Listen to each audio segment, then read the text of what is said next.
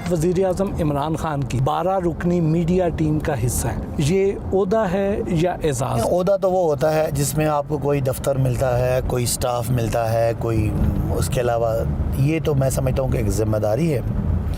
और शायद मैं और जितने वो स्पोक्स पर्सनस हैं उनमें सिर्फ वाहिद मैं हूँ जो सिर्फ MNA हूँ जिसके पास किसी किस्म का कोई कमेटी, कोई मतलब कोई किसी किस्म की जो फैसिलिटीज़ होती हैं सरकारी, वो मेरे पास नहीं है। लेकिन मेरे लिए ये बहुत बड़ा ये एज़ाज़ है कि हमारे आइडियल वज़ीर आज़म जिनके लिए हमने 20-22 साल मेहनत की, आज वो वज़ीर आज़म हैं और मैं उनकी गवर्नमेंट के सरकारी सतह पे और कौमी सतह पे उनकी गवर्नमेंट को डिफेंड करता हूँ और उनके अच्छे कामों को हाईलाइट करता हूँ। मेरे लिए भी एज़ाज़ है और ये अंदर से मुझे तस्कीन भी है कि मैं एक अच्छा काम करूँ। हुकूमती मौक़िफ़ का दिफा करते हुए किन मामलात में मुश्किल पेश आती है? देखिए, मुश्किल तो कोई पेश नहीं आती, जब अंदर सच्चाई हो तो मेरा ख्याल है बड़े आसानी से हो जाता है। लेकिन मुश्किल पेश आती है जब आगे दूसरी पार्टी की ख़वातीन हों और वो ख़वातीन बात ऐसी कर रही हों कि जो पर्सनल अटैक कर रही हों और ज़ू मानी गुफ्तगू करती हैं कुछ ख़वातीन। उस वक़्त बंदे को लगता है कि यार ये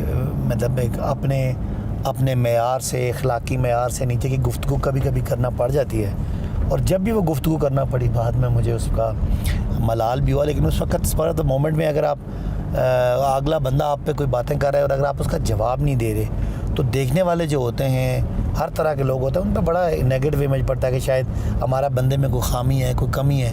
बदकिस्मती है पाकिस्तान की कि वो एक बंदा जो बड़ी बैलेंस गुफ्तगू करे, तहम्मुल से गुफ्तगू करे, उसको ज़्यादा पसंद नहीं किया जाता। कोई हादसा हो जाए, कोई इस तरह की चीज़ हो जाए, कोई पुलिस की तरफ से ज़्यादती हो जाए, जिस तरह के कत्ल के वाक़यात हैं, रेप के वाक़यात हैं, उनमें ज़ाहिर है हुकूमत है और हम ज़िम्मेदार हैं। तो उस वक़्त थोड़ी सी मुश्किल लगती है। वो मुझे पता होता है कि वो मेरे वज़ीर आज़म का, मेरा या मेरे किसी वज़ीर का कसूर तो नहीं है। आप कभी कभी अपनी ही पार्टी के लोगों से भी लड़ पड़ते हैं, क्या आप PTI के बागी रुकन तो नहीं? नहीं, वैसे लड़ाई, मैं बड़ा लड़ाई अमन पसंद आदमी हूँ, मेरे मत्थे लड़ाइयाँ लग जाती हैं। और एक बड़ी लड़ाई हुई थी PTI के अंदर धरने में और आज तक उसका नाराज़गियाँ हैं, अभी तक भी है वो लड़ाई। हालांकि मेरे साथ काम करने वाले मेरे ऑफिस बेरर से, मुझसे जूनियर थे, सबऑर्डिनेट्स थे, उनकी वजह से वो लड़ाई हुई और उन्होंने वो लड़ाई की। हालांकि मैं खुदा गवाया आज उस बात को 5 साल गुजर गए, मैं मना करता रहा कि लड़ाई ना करें।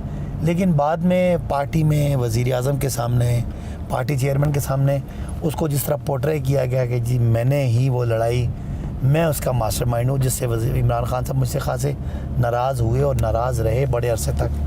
और उनका ख्याल था कि मैं उनकी तवक्को पे पूरा नहीं उतरा और मुझे ये लड़ाई रुकवानी चाहिए थी। लेकिन रुकवाई तो उनको कहा गया था कि जी मैंने करवाई है, तो वो नाराज़ हैं। और मैं अदरवाइज़ मेरा नहीं ख्याल, सियासी लड़ाई होती है आपकी पॉलिसीज़ पे, इश्यूज़ पे, अपॉइंटमेंट्स पे आपका इख्तलाफ होता है, लड़ाई नहीं होती। ये जो फिरदौस आशिक अवान ने पीपल्स पार्टी के MNA को थप्पड़ मारा, क्या ये इस बात की निशानदेही है कि हम लोग सियासी अदम बर्दाश्त का शिकार हो गए हैं? जो आपा फिरदौस ने जो थप्पड़ उनको मारा मैंने देखा भी, बल्कि उससे अगले दिन उसी शो में मैं गया था और उसी शो में वो जो कादर मंदो खेल साहब भी आए हुए थे। कभी कभी पहली तो बात है ये होना नहीं चाहिए, किसी भी आदमी को अपने कम अज़ कम फ़िज़िकल होना, हाथ तशद्दुद करने का तो कोई इख्तियार नहीं है, मर्द है या औरत है। लेकिन कभी कभी अगला बंदा इतना आपको तंग कर देता है कि आप ऐसी स्टेट पे आ जाते हैं कि प्रोग्राम छोड़ के आ जाए। मैं मंदो खेल साहब से एक प्रोग्राम मैंने उससे पहले किया था और मैंने एंकर को कहा कि मैंने कहा मेरी आज क्वालिटी ऑफ प्रोग्राम बड़ी लो रही है, तो मैं अगर उनकी जगह होता तो मैं प्रोग्राम छोड़ के आ जाता। लेकिन हाथ उठाना मेरे ख्याल मुनासिब नहीं था। टूरिज़म के फ़रोग़ के लिए मरी में ज़ेर तामीर माल रोड 2 से मुताल्लिक असिस्टेंट कमिश्नर इकबाल संघेड़ा ने ब्रीफिंग दी।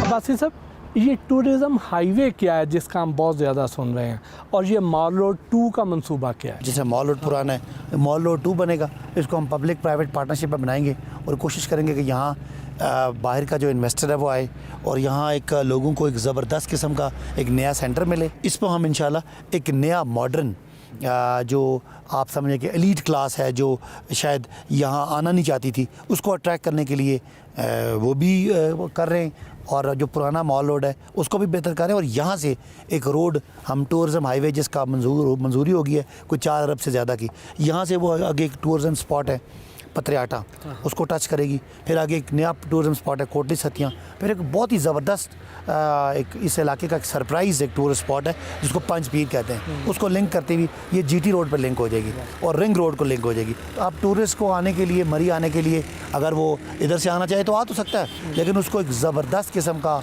एरिया जिसमें रॉक्स हैं, जिसमें आबशारें हैं, जिसमें चश्मे हैं, जिसमें जंगलात हैं और बड़े बड़े खूबसूरत पीक्स हैं, वो देखता हुआ आएगा। और ये एक हम टूरिज़म कॉरिडोर बना रहे हैं और मेरी कोशिश होगी इंशाल्लाह कि इसको सी पैक का एक स्पेशल इकनॉमिक जोन बनाया जाए फॉर टूरिज़म और एक मॉडल एक ये एरिया बन जाए फॉर टूरिज़म जिसका इम्पैक्ट जो है वो हम बाद में नॉर्दर्न एरियाज़ में भी इसको रेप्लिकेट करें। तो ये हमारा आइडिया है और ये टूरिज़म हाईवे या मॉल रोड 2 उसी पूरे टूरिज़म पैकेज का हिस्सा है।